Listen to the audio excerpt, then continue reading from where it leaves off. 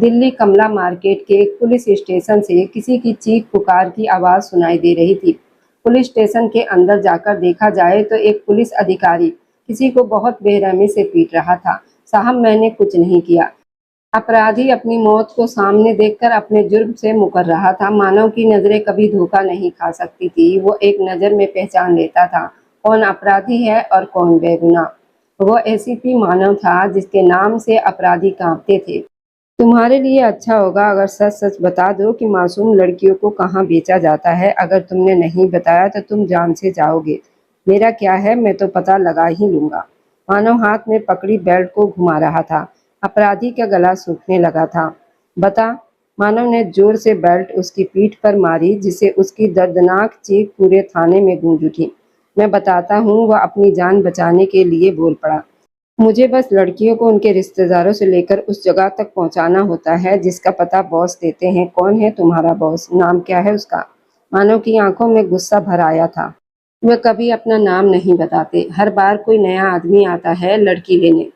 सब सच सच बताओ वरना 1 मिनट नहीं लगेगा मुझे तुम्हारी जुबान काटने में।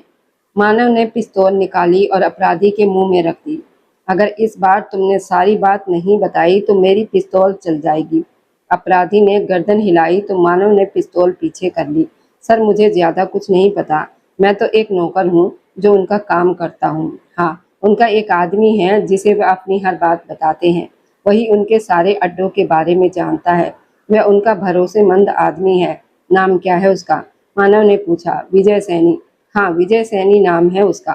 उसी ने सारी बात बताई थी। मानव अपनी शर्ट पहनकर जेल से बाहर निकल आया और अपनी कुर्सी पर बैठ गया। उसके चेहरे पर सख्ती साफ दिख रही थी। वो अपने भाव छिपाकर रखने वाला इंसान था। इधर अर्पिता को बहुत तेज बुखार था। मामी जी, मैं कल आपके सारे कपड़े धो दूंगी। अर्पिता का शरीर बुखार से तप रहा था। उसका चेहरा लाल हो चुका था, लेकिन उसकी मामी को उसकी जरा भी चिंता नहीं थी। निकम्मी कामचोर, अब जुबान लड़ाएगी तू मुझसे? मामी ने उसका हाथ जोर से मोड़ दिया। आह! वह दर्द से चिल्ला उठी। मामी, छोड़ दीजिए, मुझे बहुत दर्द हो रहा है। उसकी आंखों से आंसू बहने लगे। मैं कपड़े धो दूंगी, कृपया मेरा हाथ छोड़ दीजिए। जल्दी कर, मेहमान आने वाले हैं मेरी बेटी जयंती को देखने। उनके आने से पहले घर का सारा काम कर और सफाई भी कर देना। इतना कहकर वह वहां से चली गई। माँ, पिताजी, आप क्यों मुझे इस कठोर दुनिया में अकेला छोड़कर चले गए? मुझे भी अपने साथ ले जाते। वह रोते हुए भगवान से शिकायत कर रही थी। अर्पिता सिंह केवल 12 साल की थी जब उसके माता पिता की मौत एक सड़क दुर्घटना में हो गई थी। उनके जाने के बाद उसके मामा संदीप उसे अपने घर ले आए थे, ये कहकर कि वह उनके बहन की आखिरी निशानी है। लेकिन यहाँ आकर उसे पता चला कि उसे नौकरानी की तरह रखा गया है। अर्पिता के पास कोई रास्ता नहीं था, इसलिए वह चुपचाप बस सहती रही। उसके शरीर में बिल्कुल ताकत नहीं बची थी। वह उठने की कोशिश करती और गिर जाती। अर्पिता, उठो बेटा, क्या हुआ तुम्हें? मामा संदीप ने उसे जमीन पर गिरा देखकर उठाया। मामा जी, मुझे बहुत तेज बुखार है, मुझसे उठा नहीं जा रहा। अच्छा मेरी बच्ची, उठो, मैं तुम्हें डॉक्टर के पास लेकर चलता हूँ। वह उसे सहारा देकर उठाने लगा। कहाँ ले जा रहे हैं आप इस मनहूस को लेकर? मामी ने गुस्से में कहा। चुप रहो, बच्ची बुखार से तप रही है और तुम उससे काम करवा रही हो। मैं इसे डॉक्टर के पास लेकर जा रहा हूँ, रहने दीजिए, पैसे बर्बाद होंगे। मामा बोला, तुम चुप रहो, मैं अपनी भांजी को डॉक्टर के पास लेकर जाऊंगा। ये कहकर वह अर्पिता को लेकर बाहर निकल गए। दमदार नाम के आदमी की पूरी जानकारी निकालकर मुझे दो। मानव अपने कमरे में बैठा फोन पर बात कर रहा था। जी सर, मैं कल तक रिपोर्ट दे दूंगा। सामने से जवाब आया, ठीक है। इतना कहकर उसने फोन काट दिया। तभी सुमित कमरे में आया, मानव को गले लगा लिया। अरे छोड़, क्या हड्डियां तोड़ देगा? मानव ने कहा तो सुमित हंसते हुए अलग हो गया। तू दिल्ली आ गया और मुझे बताया भी नहीं। 1 महीना हो गया तुझे यहाँ आए हुए। यार, काम इतना था कि समय ही नहीं मिला, मानव ने कहा और बिस्तर पर लेट गया। तेरा काम तो कभी खत्म नहीं होगा। सुमित भी उसके पास लेट गया। आजकल कौन सा केस चल रहा है? उसने पूछा। ये केस बहुत बड़ा है और मुश्किल भी है, लेकिन इसे हल करके ही चैन मिलेगा। कौन सा केस? सुमित ने फिर पूछा। वही लड़कियों को बेचने वाले अपराधियों का। बस इनका असली ठिकाना मिल जाए, मानव बोला। ऐसे लोगों को भगवान सजा देगा, सुमित ने कहा। उधर अर्पिता ने पूछा, मामा जी, हम कहाँ जा रहे हैं? डॉक्टर का क्लिनिक तो पीछे रह गया बेटा, वह क्लिनिक बहुत महंगा था, आगे सस्ता है, मामा संदीप ने कहा और गाड़ी एक गली में मोड़ दी। अर्पिता ने बुखार में पानी की बोतल उठाकर अपने चेहरे पर डाली। आधे घंटे के बाद गाड़ी एक इमारत के सामने रुकी। उतरो बेटा, उन्होंने कहा। मामा जी, ये तो डॉक्टर का क्लिनिक नहीं लग रहा, अर्पिता ने डरते हुए कहा। चुप रहो और मेरे साथ चलो, मामा संदीप ने सख्ती से कहा। उसे अंदर की ओर ले जाने लगे। उन्होंने इधर उधर देखते हुए अर्पिता को चुप रहने का इशारा किया और फोन पर कुछ संदेश टाइप करने लगे। जैसे ही सामने वाले का जवाब आया, वह अर्पिता को अपने साथ लेकर उस इमारत के अंदर चले गए, जहां एक औरत सोफे पर बैठी हाथ में शराब की बोतल लिए थी और उसके सामने एक अमीर आदमी बैठा था, जिसे वो अपने हाथों से शराब पिला रही थी। अर्पिता ये सब देखकर डर गई और कांपती आवाज में बोली, मामा जी चलिए यहाँ से, मुझे यहाँ बहुत डर लग रहा है। मैंने कहा ना चुप रहो, मामा संदीप ने सख्ती से उसे चुप करा दिया। आ गए संदीप, वहां क्यों खड़े हो, अंदर आ जाओ, एक आदमी ने उन्हें आवाज दी। जी, वो अर्पिता को साथ लेकर उसके पास आ गए। अर्पिता डर के मारे अपना दुपट्टा सिर पर ठीक करने लगी। वाह संदीप, क्या चीज लाए हो, एक नशे में डूबा आदमी अर्पिता को देखकर बोला। अर्पिता ये सब सुनकर और ज्यादा डर गई। उसका शरीर कांपने लगा। मामा जी चलिए यहाँ से, वह डरते हुए बोली। लेकिन मामा संदीप बिना उसकी बात सुने एक आदमी के पास जाकर बोले, तो लाला जी कितने पैसे देंगे, वो मुस्कुराते हुए बोला। माल तो अच्छा है, जल्दी ही खरीदने वाला भी मिल जाएगा, तुम बताओ कितने पैसे चाहिए। जितना कहोगे उतना दूंगा, 1 करोड़ चाहिए या 2, बस बोलो, संदीप लालच में आकर बोला। चल ठीक है, दे दो, उस आदमी ने मोटी रकम उसके हाथ में रखते हुए कहा। इसे जयंती के हवाले कर दो। मामा जी आप क्या कर रहे हैं, अर्पिता रोते हुए बोली। जयंती इसे ऊपर वाले कमरे में ले जाओ और ध्यान रखना इसका, बहुत अच्छी है, जल्दी ग्राहक मिलेगा। वह बोतल से घूंट लेते हुए बोला। नहीं नहीं, मैं कहीं नहीं जाऊंगी। अर्पिता ने जयंती का हाथ छुड़ाते हुए कहा, मामा जी ये कौन लोग हैं, आप मुझे यहाँ क्यों छोड़ रहे हैं। मामा संदीप ने बेरहमी से कहा, कौन मामा जी, मैं तुम्हारा कोई नहीं हूँ। मामा जी कृपया मुझे यहाँ मत छोड़िए, मैं आपको कभी परेशान नहीं करूंगी, आपकी हर बात मानूंगी। वह रोते हुए उनके पैरों में बैठ गई। नहीं तुम यहीं ठीक हो, वह घमंड से कहकर वहां से चला गया। बेचारी अर्पिता बच्चों की तरह रोने लगी और जयंती उसे जबरदस्ती ऊपर कमरे में ले गई। लड़की ज्यादा नाटक मत कर, अब तुझे वही करना होगा जो हम कहेंगे, जयंती उसे बैठाते हुए बोली। अर्पिता लगातार रो रही थी और सोच रही थी वो ऐसी जगह कैसे रहेगी। जयंती दरवाजे तक जाकर रुकी और बोली, जब रोना खत्म हो जाए तो खुद को ठीक कर लेना, कोई तुझे लेने आने वाला है। इतना कहकर वह चली गई है। हे भगवान कृपया मुझे बचा लो, मेरी इज्जत की रक्षा करो, मैं क्या करूं, मुझे यहाँ से निकालो। अर्पिता कांपते होठों से भगवान से प्रार्थना कर रही थी, अपने डर को रोकने की कोशिश कर रही थी। उधर मानव के फोन पर एक लड़का बात कर रहा था। सर आपको जो जानकारी चाहिए थी वो मिल गई है, मैं आपसे कहाँ मिलूं। मानव ने कहा, तुम घर मत आना और थाने भी मत जाना, लोगों को शक हो सकता है। तुम ऐसा करो, थाने के पास जो कैफे है वहां आ जाओ और ध्यान रहे किसी को पता नहीं चलना चाहिए। जी सर, मैं अभी आता हूँ, उसने जवाब दिया। आज मैं इस केस की जड़ तक पहुंचूंगा। मानव ने फोन जेब में रखा और गाड़ी की चाबी लेकर नीचे आया और कैफे की तरफ निकल गया। दूसरी तरफ एक अंधेरे में कमरे में एक आदमी अपने सामने खड़े लड़के पर चिल्ला रहा था। मैंने तुम्हें एक काम दिया था और वो भी तुमसे नहीं हुआ। मैंने बहुत कोशिश की उससे बात निकलवाने की, लेकिन वह ज्यादा कुछ नहीं बोलता, लड़के ने डरते हुए कहा। लेकिन ऐसा लग रहा है कि वह इस केस को हल करके ही रुकेगा। उसका बाप जो नहीं कर पाया वो कैसे करेगा। उस आदमी ने जोर से हंसते हुए कहा। क्या मतलब आपका, लड़के ने पूछा। उसका बाप भी इसी केस में लगा हुआ था, उसने अपनी जान लगा दी थी हमें पकड़वाने के लिए, लेकिन उसे ये नहीं पता था कि महावीर सिंह कौन है। जैसे ही वो मेरे ठिकाने तक पहुंचा, मैंने उसे मार दिया। आदमी ने ठंडी हंसी के साथ कहा, तो आप बहुत समय से ये काम कर रहे हैं। लड़का डरते हुए बोला, तुम भी समझ जाओ, मगर तुमने मुझे उसकी हर खबर नहीं दी तो तुम्हें भी मार दूंगा। वह बंदूक चलाते हुए बोला। गोली दीवार में जाकर लगी। लड़का डरकर बोला, मैं आपको सारी खबर दूंगा, और वहां से भाग गया। मानो तुम नहीं जानते, तुम्हारे पिता को मारने वाला मैं ही था और अब तुम्हारी बारी है, वह आदमी धीमे से बोला। उधर मानव को फोन आया। हेलो चाचा जी, क्या हुआ, आप इतने परेशान क्यों हैं, उसने चिंता से पूछा। मानव, जल्दी से अस्पताल आ जाओ, मुझे गोली लगी है, चाचा जी ने कहा। आप ठीक है ना, ये कैसे हुआ, मानव घबराते हुए बोला। कैफे जाने के बजाय अस्पताल की तरफ गाड़ी मोड़ दी। मैं आ रहा हूँ, आप चिंता न करें। उसने फोन काटा और तेज रफ्तार में गाड़ी चलाने लगा। इधर मामा संदीप घर पहुंचकर खुशी से बोला, देखो हम अमीर हो गए और पैसों की गड्डियां अपनी पत्नी धान्वी को दिखाने लगा। आज अर्पिता की वजह से हम आराम की जिंदगी जिएंगे। धान्वी खुशी से बोली, अब हम जयंती की शादी में अच्छा दहेज देंगे, लेकिन एक बात का ध्यान रखना, अगर कोई पड़ोसी अर्पिता के बारे में पूछे तो कह देना हमने उसकी शादी किसी दूसरे देश में अच्छे घर में कर दी है। किसी को शक नहीं होना चाहिए।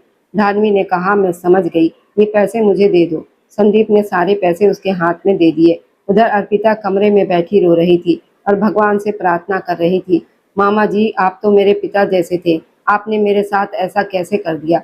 उसे अब भी यकीन नहीं हो रहा था कि उसके अपने ही उसे बेच सकते हैं। अब मैं क्या करूंगी, कैसे इन लोगों से बचूंगी। वह डर से कांप रही थी। उसने भगवान से कहा, मैंने कहानियों में पढ़ा है कि मुसीबत में किसी की मदद के लिए कोई वीर आता है, मेरे लिए भी किसी को भेज दो जो मुझे यहाँ से ले चले। तभी जयंती कमरे में आई और गुस्से में बोली, तेरा रोना खत्म हुआ या नहीं। पर उसके बाल पकड़ लिया। अर्पिता दर्द से छटपटाने लगी। चल उठ और ये कपड़े पहन ले, एक अमीर आदमी आया है, उसे तेरी जरूरत है। उसका नाम जयंती बाई था, लेकिन सब जयंती कहकर बुलाते थे। जयंती बाई ने सख्ती से कहा और उसे खींचते हुए तैयार करने लगी। जयंती की बात सुनते ही अर्पिता की आत्मा तक कांप गई थी। वह हाथ जोड़कर रोते हुए बोली, आप कृपया मेरे साथ ऐसा मत कीजिए, मुझे बहुत डर लग रहा है, मेरी इज्जत मेरे लिए बहुत कीमती है। जयंती ने ठंडे स्वर में कहा, देख लड़की, जिस जगह तू बैठी है यहाँ इज्जत नाम की कोई चीज नहीं होती। यहाँ आने के बाद कोई भी लड़की इज्जतदार नहीं रहती। ये सुनकर अर्पिता की सांसें तेज हो गई।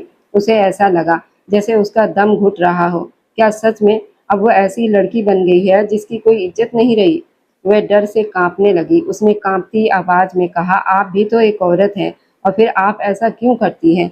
जयंती की आंखों में एक पल के लिए कुछ बदला, लेकिन उसने तुरंत अपने चेहरे को सख्त कर लिया। बोली, उठ, अब तेरा समय हो गया है। उसने एक लाल रंग का जोड़ा उसके सामने रख दिया और कहा, जल्दी इसे पहन ले। अर्पिता ने ना चाहते हुए भी उठी और कपड़े लेकर कमरे के बाथरूम में चली गई। जयंती बाहर खड़ी उसका इंतजार करती रही।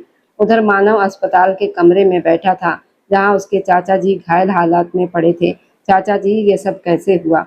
मानव ने चिंतित होकर पूछा। उनके हाथ में गोली लगी थी। उन्होंने धीरे से कहा, बेटा मैं घर जा रहा था, तभी कुछ लोग रास्ते में आ गए और गाड़ी के टायर पर गोली चलाने लगे। मैं जैसे ही गाड़ी से उतरा उन्होंने मुझे पकड़ लिया और कहा कि मेरा भतीजा एसीपी मानव जिस केस पर काम कर रहा है उसे छोड़ दे, वरना वह हमारे पूरे परिवार को खत्म कर देंगे। ये सुनकर मानव का चेहरा गुस्से से भर गया। उसने दांत भींचते हुए कहा, इतनी हिम्मत कि मेरे परिवार को धमकी दे। चाचा जी ने समझाते हुए कहा, बेटा बात को समझो, अब मैंने कहा मैं उसे नहीं रोकूंगा तो उन्होंने मुझे घायल कर दिया और कहा कि अपने भतीजे से कहो कि वह इस केस से पीछे हट जाए। मानव ने गुस्से में अपनी मुट्ठी कस ली और बोला, अब चिंता मत करें, मैं आपके लिए सुरक्षा का इंतजाम कर दूंगा और घर पर भी सब सुरक्षित हैं, कोई हमारा कुछ नहीं बिगाड़ सकता। तभी उसे याद आया कि उसे जानकारी लेने कैफे जाना था, जहां विक्की पासा उसका इंतजार कर रहा था। उसने अपने साथी से कहा, तुम चाचा जी के पास रहो और उनका ध्यान रखना, मुझे अभी जरूरी काम से कहीं जाना है। चाचा जी ने उसे रोकते हुए कहा, बेटा इस समय मुझे तुम्हारी बहुत ज़रूरत है, तुम कहाँ जा रहे हो। लेकिन मानव ने कहा, मेरा जाना बहुत ज़रूरी है और आप अकेले नहीं हैं। फिर वह बिना रुके वहाँ से निकल गया। अब वो कैफे पहुंचा तो वहाँ विक्की पासा नहीं था। उसने फ़ोन मिलाया लेकिन किसी ने उठाया ही नहीं। दोबारा कोशिश करने पर फ़ोन उठाया गया और दूसरी तरफ से आवाज़ आई, मानो लगता है तुम अभी भी नहीं समझे, अपने चाचा जी की हालत से भी कुछ नहीं सीखा। मानव गुस्से में बोला, कौन हो तुम और विक्की पासा कहाँ है। सामने से जवाब आया, मैं वही हूँ जिसे तुम दिन रात ढूंढ रहे हो लेकिन मिल नहीं पा रहे। अगर तुमने ये केस नहीं छोड़ा तो तुम्हारे परिवार को खत्म कर दूंगा। ये सुनकर मानव ने गुस्से में टेबल पर हाथ मारा, जिससे शीशे के टुकड़े उसके हाथ में चुभ गए और खून बहने लगा, लेकिन उसे दर्द का एहसास भी नहीं हुआ।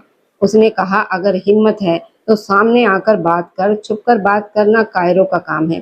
सामने वाले ने गुस्से में कहा, ठीक है, मैं तुम्हें चुनौती देता हूँ, अगर तुम मुझे ढूंढ निकाले तो मैं तुम्हारे सामने सिर झुका दूंगा और अगर नहीं ढूंढ पाए तो तुम सबके सामने मेरे पैरों में गिरोगे।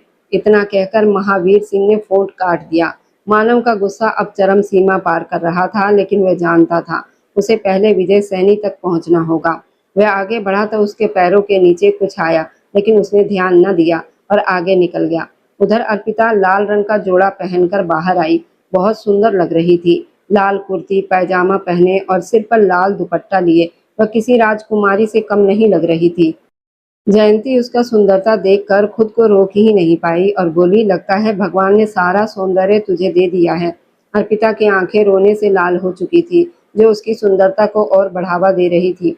उसने धीरे से कहा, सुबह का समय हो रहा है, मुझे पूजा करनी है। जयंती ये सुनकर हैरान रह गई और बोली, क्या तुम्हें पूजा की चटाई चाहिए? फिर उसने अलमारी से चटाई निकालकर उसे दे दी और बोली, लड़की, भगवान भी यहाँ किसी की नहीं सुनता। मैंने भी बहुत बार पुकारा है लेकिन कोई फायदा नहीं हुआ। अर्पिता ने शांत स्वर में कहा, भगवान सबकी सुनते हैं, बस हम लोग ही उन्हें याद नहीं करते। जब दुख आता है तब याद करते हैं और सुख में भूल जाते हैं। ये सुनकर जयंती की आंखों में एक अजीब सी चमक आई, जिसे उसने जल्दी छुपा लिया और बोली, चल अब पूजा कर ले, थोड़ी देर में तुझे यहाँ से कहीं और भेजा जाएगा। इतना कहकर उसने कमरे को बाहर से बंद कर दिया और चली गई। अर्पिता भगवान के सामने बैठकर प्रार्थना करने लगी। उधर मानव अपने घर पहुंचा तो उसकी माँ ने उसे गले लगा लिया और पूछा, बेटा तुम ठीक हो ना? वह बोला, हाँ मैं ठीक हूँ माँ, आप चिंता मत करो। माँ ने कहा, कभी कभी काम छोड़कर मेरे पास भी बैठ जाया करो। मानव ने कहा, बस ये केस खत्म हो जाए फिर मैं आपके साथ समय बिताऊंगा। तभी सुमित वहां आया और बोला, यार मुझे जरूरी काम से जाना है, क्या मैं तुम्हारी गाड़ी ले जाऊं? मानव ने कहा, हाँ ले जा, उसमें पूछने की क्या बात है। सुमित गाड़ी लेकर चला गया। तभी मानव के फोन पर एक संदेश आया, जिसे पढ़कर उसके चेहरे के भाव बदल गए। उसने माँ से कहा, मुझे अभी जाना है, आप ध्यान रखना और बाहर मत निकलना। फिर वह बाहर आया, लेकिन गाड़ी सुमित ले गया था, इसलिए उसने पुलिस की जीप निकाली और निकल गया। दूसरी तरफ एक आदमी फोन पर महावीर सिंह से बात कर रहा था और कह रहा था, मैंने पूरी कोशिश की थी लेकिन वह बहुत जिद्दी है। महावीर सिंह ने कहा, मैंने तुम्हें कहा भी था उसे कैफे तक पहुंचने से रोक लो, लेकिन तुम असफल रहे। मुझे खुद ही विक्की पासा को खत्म करना पड़ा। उस आदमी ने डरते हुए कहा, वह अपने बाप की तरह जिद्दी है। महावीर सिंह ने सिगरेट का धुआं छोड़ते हुए कहा, अब देखता हूँ कब तक बचता है। उस आदमी ने गुस्से से कहा, उसके बाप का अंजाम हम नहीं भूले और उसका अंजाम उससे भी बुरा होगा। अब मैं जल्दी ही इसे इस पद से हटाने की कोशिश करता हूँ। वह अधेड़ उम्र का आदमी नफरत से जल रहा था और बोला, इस लड़के पर भी नजर रखो जिसे मैंने एसीपी मानव पर नजर रखने के लिए लगाया हुआ है, मैं इसे भी देख लूंगा। इतना कहकर उसने फोन काट दिया और उसके अंदर का पुराना जख्म फिर से ताजा हो गया। उधर मानव इस समय उसी इमारत के बाहर खड़ा था जहां अर्पिता को उसका मामा संदीप छोड़ गया था। वो ईयरफोन में किसी से बात करते हुए कह रहा था, योजना तैयार है, इस बार कोई गलती नहीं होनी चाहिए। उसने चारों तरफ नजर डाली और धीरे धीरे इमारत के अंदर कदम रखा। जैसे ही वह अंदर पहुंचा, वहां एक आदमी उसके पास आया और बोला, तुम आ गए? मैं कब से तुम्हारा इंतजार कर रहा था, जल्दी इस लड़की को लेकर आओ, ये जगह अब सुरक्षित नहीं रही। मानव उसकी बात समझ गया लेकिन कुछ बोला नहीं और बोला, हाँ मैं आ गया हूँ, कहाँ है वो लड़की? वह आदमी बोला, ऊपर कमरे में है, लेकिन पहले तुम्हें पैसे देने होंगे। उसकी बात सुनकर मानव को गुस्सा आया, लेकिन उसने खुद को संभाला और बोला, पहले मैं लड़की देखूंगा फिर पैसे की बात होगी। वह आदमी मान गया और बोला, जल्दी करना क्योंकि पुलिस कभी भी आ सकती है। मानव ने कहा, तुम यहीं रहो और ध्यान रखना कोई पुलिस ना आए। इतना कहकर वह सीढ़ियां चढ़कर ऊपर जाने लगा। तभी उसका सामना जयंती से हुआ। जयंती ने उसे रोकते हुए कहा, कहाँ जा रहा है? मानव बोला, मैं नई लड़की को देखने जा रहा हूँ। जयंती ने उसे ध्यान से देखा और बोली, अच्छा तो तुम वही अमीर आदमी हो। सुन, ये लड़की बहुत सुंदर और मासूम है, तुम इससे शादी कर लो, नहीं तो इसे किसी और के हवाले करना पड़ेगा। उसके चेहरे पर अजीब सा भाव था, जैसे उसे अर्पिता पर दया आ रही हो। मानव को ये बात थोड़ी अजीब लगी, लेकिन वह कुछ कहे बिना आगे बढ़ गया और उस कमरे तक पहुंचा जहां अर्पिता थी। उसने दरवाजा खोला तो देखा अर्पिता भगवान के सामने सिर झुकाकर प्रार्थना कर रही थी और रो रही थी। वह धीरे धीरे उसके पास गया और उसे देखने लगा। तभी उसकी आहट सुनकर अर्पिता ने सिर उठाया और खड़ी हो गई। उसने मानव को देखकर घबराकर कहा, देखिए मेरे पास कुछ पैसे हैं, आप ये ले लीजिए, लेकिन मुझे मत छूइए, मेरे मामा जी मुझे यहाँ छोड़ गए हैं। उसकी मासूम बात सुनकर मानव एक पल के लिए चौंक गया और उसके पास आकर बोला, अच्छा दिखाओ पैसे। अर्पिता ने अपने दुपट्टे की गांठ खोली और उसमें से कुछ पैसे निकाले जो बहुत कम थे और बोली, यही है पैसे, आपके लिए कम होंगे लेकिन मेरे लिए बहुत ज्यादा है। उसकी हालत और डर देखकर मानव हैरान रह गया और मन ही मन सोचने लगा, आज भी इतनी सीधी लड़कियां होती हैं। तभी बाहर शोर होने लगा, ये आदमी पुलिस वाला है, उसने हमें धोखा दिया है। ये सुनकर मानव सतर्क हो गया। अर्पिता खुश होकर बोली, पुलिस आ गई, अब मैं बच जाऊंगी। लेकिन वह अभी तक नहीं समझ पाई थी कि मानव ही पुलिस वाला है। मानव ने उससे कहा, पैसे अपने पास रखो और मेरे साथ चलो। लेकिन वो बोली, मैं आपके साथ क्यों जाऊं? पुलिस मुझे खुद बचा लेगी, आपको जेल में डाल देगी। उसकी बात सुनकर मानव हंस पड़ा और बोला, मैं ही पुलिस वाला हूँ जो तुम्हें बचाने आया हूँ। वो बोली, पुलिस वाले तो वर्दी पहनते हैं। तब मानव ने समझाया, अगर मैं वर्दी में आता तो अंदर नहीं आ पाता, अब जल्दी चलो। अर्पिता उसकी बात मान गई। जैसे ही दोनों कमरे से बाहर आए, सामने कुछ लोग हथियार लेकर खड़े थे। अर्पिता डरकर मानव के पीछे छुप गई। उनमें से एक ने बोला, अगर अपनी जान प्यारी है तो यहाँ से चला जा। मानव ने बिना समय गंवाए अपनी बंदूक निकाली और गोली चलानी शुरू कर दी। एक आदमी के पैर में लगी, दूसरे के हाथ में, और तभी एक गोली मानव के हाथ को छूते हुए निकल गई। लेकिन उसने हार नहीं मानी और लड़ता रहा। तभी पीछे से एक आदमी आया और अर्पिता को खींचकर ले जाने लगा। वह डर के मारे बेहोश हो गई थी। ये देखकर मानव तुरंत उसकी तरफ दौड़ा तो वह आदमी बोला, अगर एक कदम और आगे बढ़ाया तो मैं इसे नीचे फेंक दूंगा। ये सुनकर मानव वहीं रुक गया और बोला, ठीक है, मैं आगे नहीं आऊंगा, लेकिन उसे छोड़ दो। फिर उसने धीरे से अपनी जेब से मोबाइल निकालकर नंबर मिलाया और वापस रख दिया ताकि उसकी टीम सब सुन सके। उसी पल उसने नीचे पड़ी बंदूक को पैर से उठाया और उस आदमी के सिर पर मार दिया। अर्पिता नीचे गिरने लगी, लेकिन मानव ने उसे संभाल लिया। तभी पुलिस की गाड़ियों के सायरन सुनाई देने लगे और पुलिस वाले इमारत के अंदर आ गए। मानव ने उन्हें इशारा करके अलग अलग तरफ भेजा ताकि हर कमरे से लोगों को बाहर निकाला जा सके, पूरे गिरोह को पकड़ लिया जाए। काफी देर के बाद बाहर लड़कियां रोती हुई पुलिस वालों के साथ बाहर आई।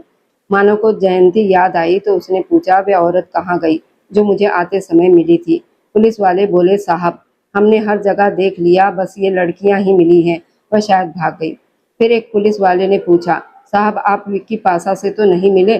फिर आपको इस जगह का पता कैसे चला और आपने विजय सैनी को कैसे पकड़ा? मानव ने कहा, जब मैं कैफे से वापस आ रहा था तब मेरे पैर में कुछ हटका था जिसे मैंने पहले नज़रअंदाज कर दिया, लेकिन फिर मुझे शक हुआ तो मैं वापस गया और देखा कि वो एक पेन ड्राइव थी जिसमें विजय सैनी की पूरी जानकारी थी। फिर मैं उसके घर गया और उसे पकड़ लिया। उसके बाद यहाँ पहुँचा। तुम लोग इन सभी लड़कियों को सुरक्षित जगह ले जाओ, मैं इस लड़की को अस्पताल लेकर जा रहा हूँ। इतना कहकर वह अर्पिता को अपनी गाड़ी में बैठाकर अस्पताल ले गया। डॉक्टर ने कहा उसे बहुत बड़ा झटका लगा है, इसलिए इसे घबराहट का दौरा पड़ा है। करीब 1 घंटे के बाद अर्पिता को होश आया तो उसने खुद को अस्पताल के बिस्तर पर पाया और सोचने लगी, मैं यहाँ कैसे आई और वो पुलिस वाला कहाँ गया। तभी मानव अंदर आया और पूछा, अब कैसी हो तुम? उसने कहा, मैं ठीक हूँ, आपका बहुत बहुत धन्यवाद, आपने मेरी इज्जत बचा ली। मैं बहुत डर गई थी, मुझे लगा मैं अब खराब लड़की बन गई हूँ। मानव ने तुरंत कहा, ऐसी बात कभी मत कहना, समझी, और अब तुम पूरी तरह सुरक्षित हो। फिर वह उसके पास बैठ गया और बोला, मुझे तुमसे एक बात पूछनी है, क्या तुम मुझसे शादी करोगी? ये सुनकर अर्पिता चौंक गई और फिर बेहोश हो गई। मानव घबरा गया, उसे पानी के छींटे देखकर होश में लाया। फिर बोला, ये दुनिया बहुत कठिन है और तुम्हें सुरक्षित रहने के लिए किसी मजबूत सहारे की जरूरत है। क्या तुम्हारे पास कोई है? अर्पिता ने नजरें झुका ली। मानव ने कहा, तुम आराम करो, मैं बाद में आता हूँ, और बाहर चला गया। मैं सोच रहा था कि इतना सब होने के बाद भी केस पूरा नहीं हुआ। महावीर सिंह अब तक हाथ नहीं आया। उसे महसूस हो रहा था कोई उस पर नजर रख रहा है, लेकिन उसने अपने चेहरे पर यह बात जाहिर नहीं होने दी और बाहर निकल गया। बाहर जाते समय उसने पीछे मुड़कर देखा तो उसे कोई जाना पहचाना चेहरा दिखा, लेकिन वह तुरंत गायब हो गया। उसने उसके पीछे जाने के बजाय पंडित जी को फोन किया और थोड़ी देर के बाद पंडित जी कुछ लोगों के साथ वहां पहुंचे। मानव ने नर्स से कहा कि अर्पिता को तैयार कर दे। थोड़ी देर के बाद अर्पिता बैठी थी और उसे सब कुछ सपना जैसा लग रहा था। पंडित जी ने विवाह की प्रक्रिया शुरू की और अर्पिता की आंखों में आंसू आ गए। उसे अपने माता पिता याद आ गए, लेकिन उसने इसे भगवान की मर्जी मानकर हाँ कह दी। फिर मानव से पूछा गया तो उसने अर्पिता की आंखों में देखा और हाँ कह दी। इस तरह दोनों का विवाह हो गया। सब लोग बाहर चले गए और कमरे में सिर्फ दोनों रह गए। मानव ने कहा, अब से तुम अर्पिता मानव हो और कभी खुद को अकेला मत समझना। अर्पिता ने नजरें झुकाकर कहा, मैं आपसे आंखें मिलाकर बात नहीं कर पाऊंगी क्योंकि मैं वहां थी जहां अच्छी लड़कियां नहीं होती। उसकी आंखों से आंसू बहने लगे। मानव ने कहा, तुम वहाँ अपनी मर्जी से नहीं गई थी, उसमें तुम्हारी कोई गलती नहीं है। गलती तुम्हारे मामा संदीप की है और उसे उसकी सजा जरूर मिलेगी। अब चलो घर चलते हैं। वह उसे सहारा देकर गाड़ी तक लाया और घर पहुंचा, जहां उसकी माँ और सुमित बैठे थे। अर्पिता को देखकर दोनों हैरान रह गए। मानव ने उसे सोफे पर बिठाया और कहा, ये अर्पिता है, मेरी पत्नी। ये सुनकर दोनों चौंक गए। माँ ने पूछा, ये क्या कह रहे हो? मानव ने कहा, ये सच है, हमने शादी कर ली है। फिर उसने अर्पिता का परिचय करवाया। सुमित ने उसे नमस्ते कहा और अर्पिता ने धीरे से जवाब दिया। मानव उसे अपने कमरे में ले गया और कहा, ये अब तुम्हारा भी कमरा है। अर्पिता को ये सब सपना जैसा लग रहा था। उसने कहा, मेरे पास कपड़े नहीं हैं। तो मानव मुस्कुराया और बोला, मैंने तुम्हारे लिए कपड़े मंगवाए हैं। उसने कई सुंदर कपड़े उसके सामने रख दिए तो अर्पिता रो पड़ी। मानव ने पूछा, क्या हुआ? तो उसने कहा, मुझे विश्वास नहीं हो रहा कि मैं भी खुश रह सकती हूँ। मानव ने कहा, सब ठीक होगा, अब तुम कपड़े बदल लो। वह तैयार होकर आई तो बहुत सुंदर लग रही थी। मानव ने मजाक में कहा, अब से ये एसीपी मानव तुम्हारा है। अगर कभी मैं तुम्हें परेशान करूं तो पुलिस में शिकायत कर देना। अर्पिता ये सुनकर हल्का मुस्कुरा दी। 4 दिन के बाद भी मानव दिन रात महावीर सिंह को ढूंढता रहा, लेकिन हर बार कोई उसे भटका देता या उसके रास्ते में परेशानी खड़ा कर देता। एक दिन जब वो जाने लगा तो अर्पिता ने कहा, आप मुझे समय नहीं देते। मानव ने उसे प्यार से समझाया, बस केस खत्म होने वाला है, फिर वह पूरा समय उसे देगा। अर्पिता ने जिद की, आज मत जाइए, लेकिन फिर मान गई और कहा, जब आप घर पर ना हो तो सुमित मेरे कमरे में ना आए, मुझे अच्छा नहीं लगता। मानव ने कहा, ठीक है, और घर से निकल गया। उसी समय अर्पिता बाहर बगीचे में आई तो उसने किसी की आवाज सुनी। मानव एक सुनसान जगह पर जयंती से मिल रहा था। मानव ने कहा, अगर तुम मेरा साथ ना देती तो मैं महावीर सिंह तक नहीं पहुंच पाता। जयंती ने कहा, मैंने जो भी किया अपने पापों का पछतावा करने के लिए किया है। अब आप उन दोनों लोगों को ढूंढिए जो आपको धोखा दे रहे हैं और आप पर नजर रख रहे हैं। मानव ने कहा, मैं उन्हें ढूंढ लूंगा और तुम इस काम से अब दूर रहो। जयंती वहां से चली गई। तभी मानव को फोन आया। सर, मैंने आपको एक वीडियो भेजा है, आप उसे देख लीजिए। मानव ने कॉल बंद करके वीडियो चलाया और जैसे ही वीडियो देखा उसका चेहरा पीला पड़ गया। उस वीडियो में महावीर सिंह और उसका चाचा जी राजपाल मिलकर उसके पिता की हत्या कर रहे थे। अपने पिता की मौत और अपने ही चाचा जी का सच देखकर मानव का दिमाग सुन्न हो गया था। चाचा जी, आपने ऐसा कैसे कर लिया? वह जोर से चिल्लाया। उधर अर्पिता के सामने सुमित खड़ा मुस्कुरा रहा था और उसे घूर रहा था। अर्पिता डरकर पीछे हटने लगी। उसे सुमित से अजीब सा डर लग रहा था। उसने घबराकर कहा, आप यहाँ से चले जाइए, मानव घर पर नहीं है। सुमित मुस्कुराते हुए बोला, मानव घर पर नहीं है, इसलिए तो मैं आया हूँ। वह धीरे से अर्पिता की तरफ बढ़ने लगा और बोला, तुम जितना पीछे हटोगी उतना ही मेरे पास आओगी। अब तुम मुझसे बच नहीं सकती। पहले दिन से ही तुम्हारी खूबसूरती ने मुझे बेचैन कर रखा है। वह हाथ बढ़ाकर अर्पिता के चेहरे को छूने ही वाला था कि अर्पिता ने तुरंत पास पड़ी कुर्सी उठाकर उसके सर पर दे मारी। वह लड़खड़ाकर पीछे गिरा। अर्पिता तुरंत वहां से भागी। सुमित उसके पीछे चिल्लाया, भागकर कहाँ जाओगी, अब तुम नहीं बच सकती। वह उसे पकड़कर खींचने लगा तो अर्पिता रोने लगी और खुद को छुड़ाने की कोशिश करने लगी। उसी बीच मानव अपने चाचा जी राजपाल के घर पहुंचा, जहां मानव संदीप उसके पैरों में बैठकर रो रहा था और कह रहा था, साहब, आपने कहा था मेरी बेटी की शादी अच्छे घर में करवाएंगे, लेकिन आपने उसे बेच दिया। दरअसल राजपाल ने उसे भरोसा दिलवाया था वह उसकी बेटी की शादी अच्छे घर में करवाएगा, लेकिन उसने उसे महावीर सिंह को बेच दिया था। मानव ये सब सुन चुका था। वह राजपाल के सामने खड़ा हो गया और बोला, चाचा जी, आप मुझसे कितना प्यार करते हैं। राजपाल ने कहा, तू मेरे लिए सबसे ज्यादा प्यारा है। मानव ने गुस्से में कहा, तो फिर मुझे आपकी जान चाहिए। ये बंदूक लो और खुद को गोली मार लो। राजपाल घबरा गया और बोला, ये क्या कह रहे हो? मानव ने कहा, ये आसान रास्ता है, वरना मैं जो सजा दूंगा वो बहुत दर्दनाक होगी। उसने गुस्से में राजपाल का सिर पकड़कर टेबल पर दे मारा, जिससे उसका खून बहने लगा। मामा संदीप रोते हुए बोला, साहब, मेरी बेटी को बचा लीजिए, इसने उस महावीर को बेच दिया है। और ये सुनकर मेरी पत्नी को दिल का दौरा पड़ गया। मानव ने गुस्से में कहा, जब तुमने अर्पिता जैसी मासूम लड़की को बेच दिया था तब कुछ नहीं हुआ? उसने संदीप को भी पकड़कर टेबल पर दे मारा। तभी मानव के फोन पर कॉल आई जो महावीर सिंह की थी। उसने फोन उठाया तो सामने से आवाज आई, तुम यहाँ मुझे पकड़ने की सोच रहे हो? उधर तुम्हारी पत्नी की इज्जत लूटने वाली है। ये सुनकर मानव का गुस्सा और बढ़ गया और वह बोला, अगर मेरी पत्नी की तरफ देखा भी तो मैं तुम्हें खत्म कर दूंगा। महावीर सिंह हंसते हुए बोला, तुम्हारी पत्नी मेरे पास नहीं है, बल्कि तुम्हारे दोस्त सुमित के पास है, जो मेरे लिए काम करता है और तुम्हारे ऊपर नजर रखता है। ये सुनते ही मानव को अर्पिता की बात याद आ गई और वह तुरंत फोन फेंक कर घर की तरफ भागा।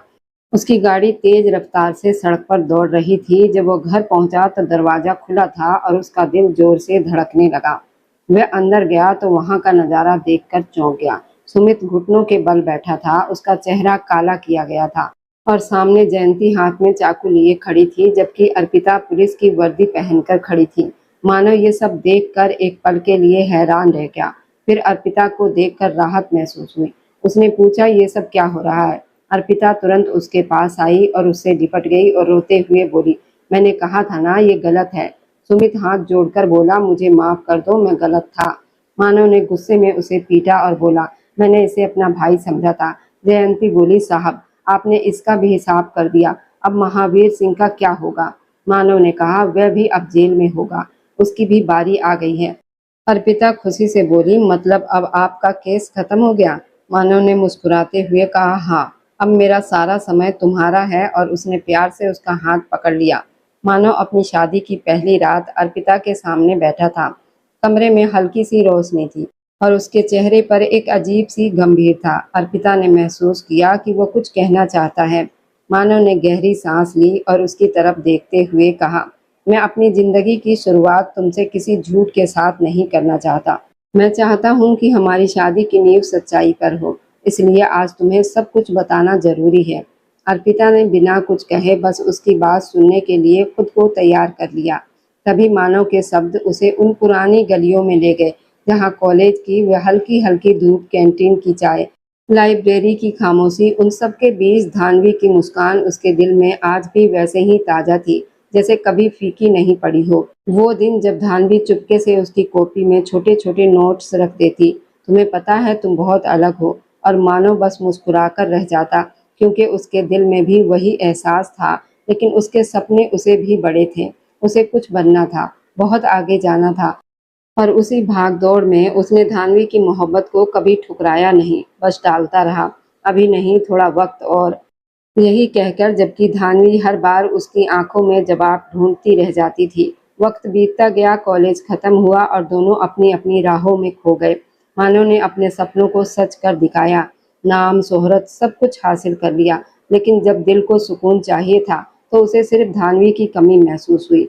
और तब पहली बार उसे एहसास हुआ कि उसने क्या खो दिया। वह उसे ढूंढने निकला, हर उस जगह गया जहाँ कभी वह साथ बैठे थे, हर उस याद को जिया, लेकिन सच्चाई ने उसे वहीं रोक दिया। धानवी की शादी कई महीने पहले हो चुकी थी।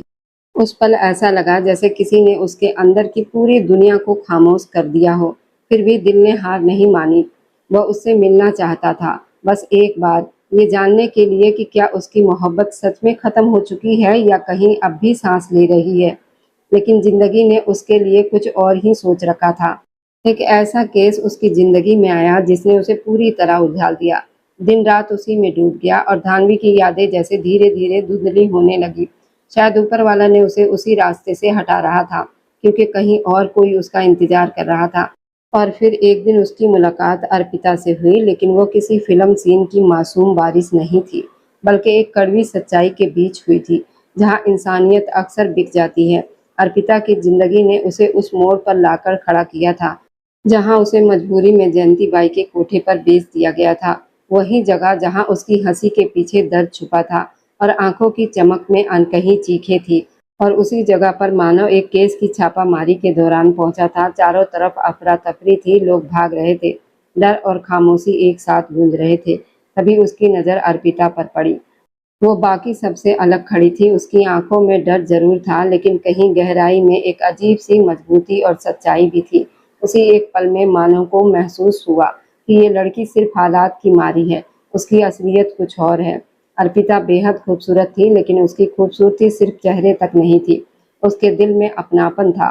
उसने मानव को वैसे ही अपनाया जैसे वह था, बिना किसी सवाल के, और धीरे धीरे मानव ने महसूस किया, शायद भगवान ने उसके लिए यही लिखा था। उसने अपनी पहली मोहब्बत को कुर्बान जरूर किया था, लेकिन धोखा कभी नहीं दिया था, बस वक्त ने साथ नहीं दिया था। और फिर सालों बाद एक दिन अचानक एक मॉल में भीड़ के बीच उसकी नज़र एक जानी पहचानी सूरत पर पड़ी। वो धान्वी थी, वही मुस्कान, बस अब आंखों में सुकून था। उसके साथ उसके 2 प्यारे बच्चे थे और थोड़ी देर के बाद उसका पति भी उनके पास खड़ा हुआ, जो विदेश में काम करता था, लेकिन उस दिन उसके साथ था। मानव का दिल एक पल को थम सा गया, लेकिन इस बार दर्द नहीं था, बस एक मीठी सी याद थी। धानवी ने भी उसे देख लिया और जैसे ही उनकी नजरें मिली, दोनों के चेहरे पर एक सच्ची मुस्कान आ गई। वह उसके पास आई। मानव, तुम। उसकी आवाज में वही पुरानी गर्माहट थी। मानव ने हल्की सी मुस्कान के साथ कहा, तुम बहुत खूबसूरत लग रही हो। धानवी ने अपने बच्चों की तरफ देखा और फिर अपने पति की ओर। हाँ, शायद अब सब सही है। फिर उसने पलटकर पूछा, और तुम? तभी अर्पिता वहां आ गई। उसकी आंखों में सादगी और चेहरे पर चमक थी। मानव ने उसकी तरफ देखकर कहा, अब मैं भी। उस पल चारों के बीच एक अजीब सी लेकिन खूबसूरत खामोशी थी, जैसे जिंदगी ने सबके हिस्से की कहानी सही जगह पर लाकर रख दी हो। ना कोई शिकवा, ना कोई अधूरापन, बस एक एहसास, कुछ कहानियां अधूरी होकर भी पूरी होती है। और जैसे ही मानव ने अर्पिता का हाथ थामा, उसे समझ आ गया कि पहली मोहब्बत भले ही उसकी यादों की सबसे खूबसूरत कहानी रही होगी, लेकिन उसकी असली जिंदगी अब अर्पिता के साथ थी। और धानवी, वो अब एक प्यारी सी याद बन चुकी थी, जो दिल में हमेशा रहेगी, लेकिन अब दर्द नहीं देगी। और यही इस कहानी का सबसे खूबसूरत सच था। कभी कभी जिसे हम खो देते हैं, वही हमें सही इंसान तक पहुंचा देता है। और शायद यही मोहब्बत का सबसे खूबसूरत, सबसे सच्चा अंत होता है। और अब जाते जाते बस दिल से एक छोटी सी गुजारिश है, आप जहाँ कहीं से भी मेरी वीडियो देख रहे हैं, कमेंट में अपने शहर और राज्य का नाम जरूर लिखिए। आपके कमेंट मेरे लिए किसी अनमोल तोहफे से कम नहीं होते। और जो लोग अपना कीमती समय देकर मेरी कहानियों को देखते और लाइक शेयर करते हैं, उन सबका मैं दिल से धन्यवाद करती हूँ। अगर आज की कहानी ने आपके दिल को छुआ हो तो वीडियो को लाइक करें और अपने दोस्तों तक जरूर पहुँचाएं। और हमारे इस छोटे से परिवार का हिस्सा बनने के लिए चैनल को सब्सक्राइब करना ना भूलें, क्योंकि आपका हर सब्सक्राइब मेरे लिए आपका प्यार और भरोसा है। फिर मिलेंगे एक नई भावनाओं से भरी कहानी के साथ। तब तक खुश रहिए, स्वस्थ रहिए, मुस्कुराते रहिए।